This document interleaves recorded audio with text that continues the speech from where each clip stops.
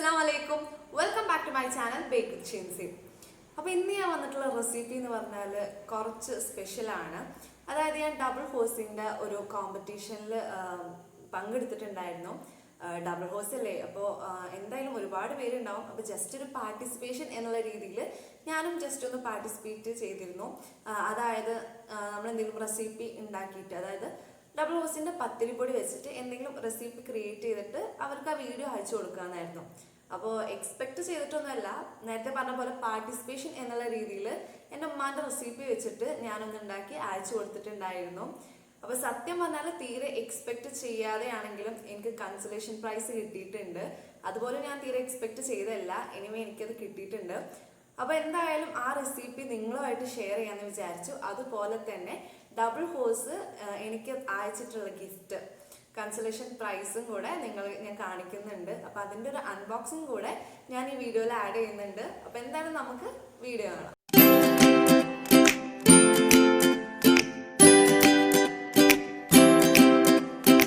അപ്പോൾ നേരത്തെ പറഞ്ഞിട്ടുള്ള ഡബിൾ ഹോസിൻ്റെ കൺസലേഷൻ പ്രൈസ് ആണിത്.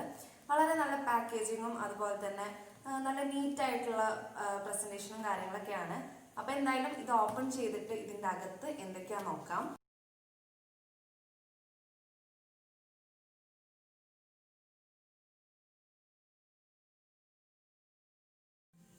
അപ്പോൾ ഇത്രയും കാര്യങ്ങളാണ് ഈ ഒരു ബോക്സിൻ്റെ ഉള്ളിലുള്ളത്. അത്യാവശ്യം ഡബിൾ ഹോസിൻ്റെ ഒരുവിധം ഐറ്റംസ് ഒക്കെ ഇതിൽ ഇൻക്ലൂഡഡ് ആണ്. ഫസ്റ്റ് തന്നെ ഇതുപോലെ ഡബിൾ ഹോസിൻ്റെ റെസിപ്പി ബുക്കാണെന്ന് തോന്നുന്നു. ഇങ്ങനൊരു ബുക്ക്ലെറ്റ് ആണ് അതിലുള്ളത്. അപ്പം എന്തായാലും അത് ഓപ്പൺ ചെയ്ത് നോക്കട്ടെ.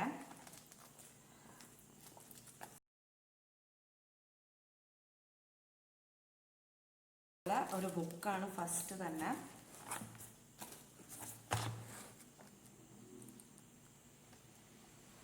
ഡബിൾ ഹോസിൻ്റെതായിട്ടുള്ള ഒരു ബുക്കാണ്. അതിൻ്റെതായിട്ടുള്ള കാര്യങ്ങളൊക്കെ ഇൻക്ലൂഡ് ചെയ്തിട്ടുള്ള ഒരു ബുക്കാണ് ഫസ്റ്റ് തന്നെ. ഇതിന് ഓപ്പൺ ചെയ്താൽ കിട്ടുക. അപ്പോൾ ഇനി എന്തൊക്കെയാണ് ഐറ്റംസ് എന്ന് ഞാൻ പറഞ്ഞുതരാം. ഡബിൾ ഹോസിൻ്റെ തന്നെ ഈസി ഇടിയപ്പം അതിൻ്റെ പൗഡർ, പിന്നെ റോസ്റ്റഡ് റവ, പിന്നെ നാരങ്ങ അച്ചാർ അതിൻ്റെ ബോട്ടിലാണ്. അതുപോലെ തന്നെ കട്ട് മാംഗോ പിക്കിൾ അതിൻ്റെയും ബോട്ടിലുണ്ട്. പിന്നെ ചുക്ക് കാപ്പി അതിൻ്റെ ഒരു ചെറിയ ബോട്ടിലുണ്ട്. പിന്നെ ഇത് ശർക്കര പൊടി, അതിന് നല്ല പാക്കേജിങ് ആയിട്ടുള്ള നല്ലൊരു പാക്കറ്റ് ഉണ്ട്. അതുപോലെ തന്നെ രസത്തിൻ്റെ പാക്കറ്റ്, പിന്നെ സാമ്പാർ പൊടി, പിന്നെതാ എൻ്റെ ഫേവറേറ്റ് ആയിട്ടുള്ള പാലട മിക്സിൻ്റെ ഒരു പാക്കും കൂടെ ഇതിലുണ്ട്.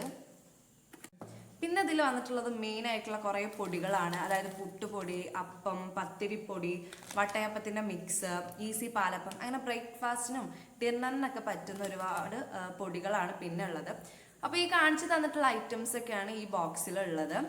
അപ്പോൾ എന്തായാലും ഗിഫ്റ്റ് എനിക്ക് വളരെ ഇഷ്ടമായി. വളരെ യൂസ്ഫുൾ ആവുന്ന കുറേ പൊടികളും കാര്യങ്ങളൊക്കെയാണ് ഇതിലുള്ളത്.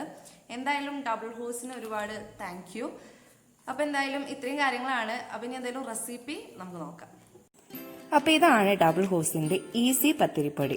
അതായത് സാധാ പച്ചവെള്ളത്തിൽ വളരെ സോഫ്റ്റ് ആയിട്ട് കുഴച്ചെടുക്കാൻ പറ്റുന്ന പൊടിയാണ്. അപ്പോൾ ഇത് വെച്ചിട്ടാണ് ഇന്നത്തെ റെസിപ്പി റെഡിയാക്കുന്നത്. അപ്പോൾ അതിന് വേണ്ടിയിട്ട് ഞാനിവിടെ ഒരു 3 കപ്പ് മെഷർമെന്റിൽ ഈസി പത്തിരിപ്പൊടി എടുത്തിട്ടുണ്ട്. അത് കുഴക്കാൻ വേണ്ടിയിട്ട് ആവശ്യത്തിന് സാധാ പച്ചവെള്ളം കൂടെ ഉപ്പ് ചേർത്ത് മിക്സ് ചെയ്ത് വെച്ചിട്ടുണ്ട്.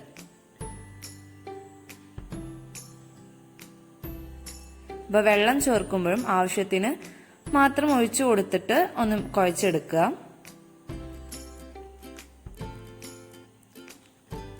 അപ്പം ഞാനിവിടെ നല്ല പോലെ തന്നെ മിക്സ് ചെയ്ത് നല്ല സോഫ്റ്റ് ആയിട്ട് തന്നെ മാവ് കുഴച്ചെടുക്കുന്നുണ്ട്.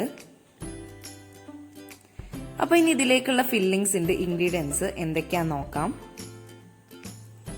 അപ്പം അതിന് വേണ്ടിയിട്ട് ചോപ്പ് ചെയ്ത് വെച്ചിട്ടുള്ള ക്യാപ്സിക്കം, ടൊമാറ്റോ, ഓണിയൻ, ചീസ്, കറിവേപ്പിൻ്റെ ഇല, ഫ്രൈ ചെയ്ത് വെച്ചിട്ടുള്ള ചെമ്മീൻ, ജിഞ്ചർ ഗാർലിക് പേസ്റ്റ്, മല്ലിപ്പൊടി, മഞ്ഞൾപ്പൊടി. അപ്പോൾ ഇത്രയും കാര്യങ്ങൾ വെച്ചിട്ടാണ് ഫില്ലിങ്സ് റെഡിയാക്കുന്നത്. അപ്പം ഞാൻ ആദ്യം തന്നെ ഇവിടെ ഒരു പാന് ചൂടാക്കിയിട്ടുണ്ട്. അതിലേക്ക് ആവശ്യത്തിന് ഓയിലും കൂടെ ചേർത്ത് കൊടുക്കുക. ഓയിലൊന്ന് ചൂടായി കഴിഞ്ഞാൽ എടുത്തു വെച്ചിട്ടുള്ള ജിഞ്ചർ ഗാർലിക് പേസ്റ്റ് ചേർത്ത് കൊടുക്കുക. ഒപ്പം തന്നെ പച്ചമുളകും കൂടെ ഞാൻ ചേർത്ത് കൊടുക്കുന്നുണ്ട്. നമ്മുടെ എരിവിനനുസരിച്ചിട്ട് ചേർത്ത് കൊടുക്കുക. പിന്നെ ചോപ്പ് ചെയ്ത് വെച്ചിട്ടുള്ള ഓണിയനും കൂടെ ചേർത്തിട്ട് നല്ല പോലെ ഇതൊന്ന് മിക്സ് ചെയ്തെടുക്കുക.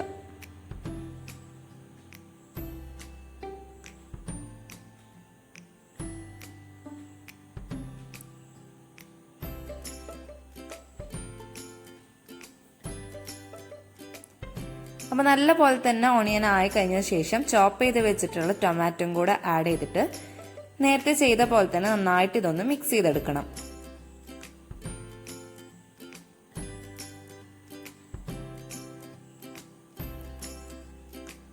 അങ്ങനെ നല്ല പോലെ മിക്സ് ചെയ്തതിനു ശേഷം കുറച്ച് കറിവേപ്പിൻ്റെ ഇലയും അതുപോലെ എടുത്തു വെച്ചിട്ടുള്ള മസാലകളും ചേർത്തിട്ട് വീണ്ടും നല്ല പോലെ തന്നെ ഇതൊന്ന് മിക്സ് ചെയ്തെടുക്കുക. ഒരു മീഡിയം ഫ്ലെയിമിൽ വേണം ഇത് ചെയ്യാൻ വേണ്ടിയിട്ട്. അപ്പൊ ഞാനിവിടെ പിന്നെ ആവശ്യത്തിന് ഉപ്പ് ചേർത്ത് കൊടുക്കുന്നുണ്ട്. ചെമ്മീനിലെ ഉപ്പ് നോക്കിയിട്ട് ആവശ്യാനുസരണം മാത്രം ചേർത്ത് കൊടുക്കുക. ഇനി ഇതിലേക്ക് ചോപ്പ് ചെയ്ത് വെച്ചിട്ടുള്ള ക്യാപ്സിക്കം കൂടെ ചേർക്കുന്നുണ്ട്. അതോടൊപ്പം തന്നെ ഗ്രേറ്റ് ചെയ്ത് വെച്ചിട്ടുള്ള ചീസും ഞാൻ ആഡ് ചെയ്ത് കൊടുക്കുന്നുണ്ട്. ചീസ് ഓപ്ഷണൽ ആണ്, പക്ഷെ ചീസ് ചേർത്താൽ അതിൻ്റെതായ ഒരു ഫ്ലേവറും ടേസ്റ്റും ഒന്ന് വേറെ തന്നെയാണ്. അപ്പൊ ചീസൊക്കെ ഒന്ന് മെൽറ്റ് ആവുന്നത് വരെ നന്നായിട്ടൊന്ന് മിക്സ് ചെയ്തെടുക്കുക.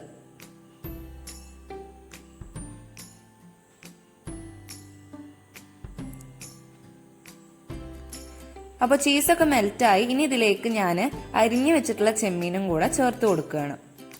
ചെമ്മീൻ എന്ന് പറഞ്ഞാൽ സാധാ ഉപ്പും മുളകും ഒക്കെ ചേർത്തിട്ട് മിക്സ് ചെയ്ത് ഫ്രൈ ചെയ്തെടുത്തതാണ്. അപ്പോൾ അതും കൂടെ ചേർത്തിട്ട് ഒന്ന് മിക്സ് ചെയ്തെടുക്കുക.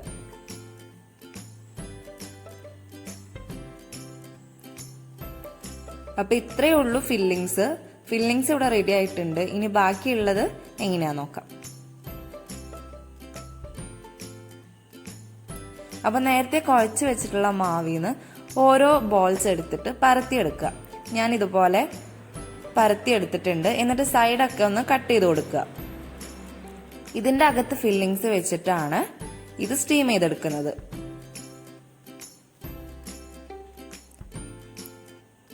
അപ്പൊ നമ്മുടെ ഫില്ലിങ്സ് ഇവിടെ റെഡി ആയിട്ടുണ്ട്. പിന്നെ അത് വെച്ചിട്ട് ഫില്ല് ചെയ്തെടുക്കാം. അപ്പൊ ഞാനിത് സ്റ്റീം ചെയ്തെടുക്കാൻ വേണ്ടിയിട്ട് ഇതുപോലെ വാഴയില എടുത്തിട്ടുണ്ട്. അതൊന്ന് ചൂടാക്കിയിട്ടുണ്ടായിരുന്നു. അതിലേക്കാണ് നേരത്തെ പരത്തി വെച്ചിട്ടുള്ള ഓരോ ഷീറ്റും എടുത്ത് വെക്കുന്നത്. ഇതിന്റെ അകത്ത് ഫില്ലിങ്സ് ഇട്ടിട്ട് വേണം സ്റ്റീം ചെയ്തെടുക്കാൻ. അപ്പൊ ആവശ്യത്തിന് മാത്രം ഫില്ലിങ്സ് ഇട്ട് കൊടുക്കുക. അധികമായി പോയാൽ ഇത് പൊട്ടിപ്പോവാൻ ചാൻസ് ഉണ്ട്.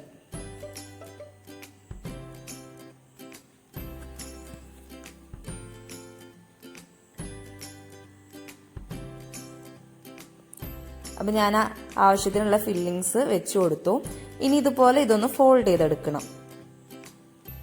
അപ്പൊ സൈഡൊക്കെ തന്നെ നല്ല പോലെ പ്രസ് ചെയ്ത് കൊടുക്കുക.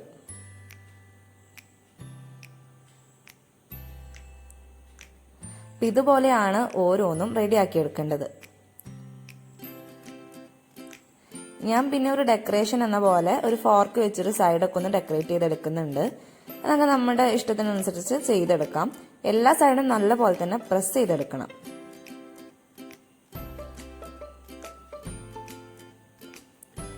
അപ്പൊ ഇതുപോലെ തന്നെ ഇനി ബാക്കിയുള്ളതും കൂടെ റെഡിയാക്കാം.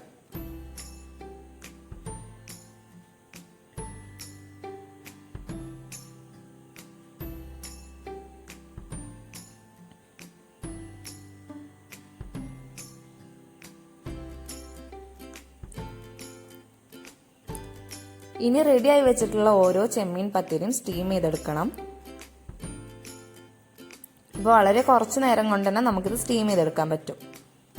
അപ്പോൾ വളരെ പെട്ടെന്ന് വളരെ സോഫ്റ്റ് ആയിട്ട് ഉണ്ടാക്കാൻ പറ്റുന്ന ചെമ്മീൻ പത്തിരി ഇവിടെ റെഡി ആയിട്ടുണ്ട്.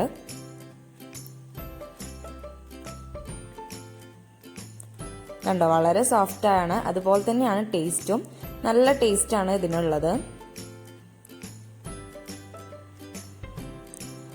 അപ്പൊ എന്തായാലും വളരെ ഈസി ആയിട്ടുള്ള ഈ ചെമ്മീൻ പത്തിരി എല്ലാവരും ഒന്ന് ട്രൈ ചെയ്ത് നോക്കുക. അപ്പൊ എല്ലാവർക്കും എൻ്റെ ഈ വീഡിയോ ഇഷ്ടമായെന്ന് കരുതുന്നു. ഇഷ്ടമായാൽ ലൈക്ക് ചെയ്യാനും ഷെയർ ചെയ്യാനും സബ്സ്ക്രൈബ് ചെയ്യാനും മറക്കരുത്. അതോടൊപ്പം തന്നെ ബെല്ലൈക്കൺ ഇനാബിൾ ചെയ്യാനും. താങ്ക്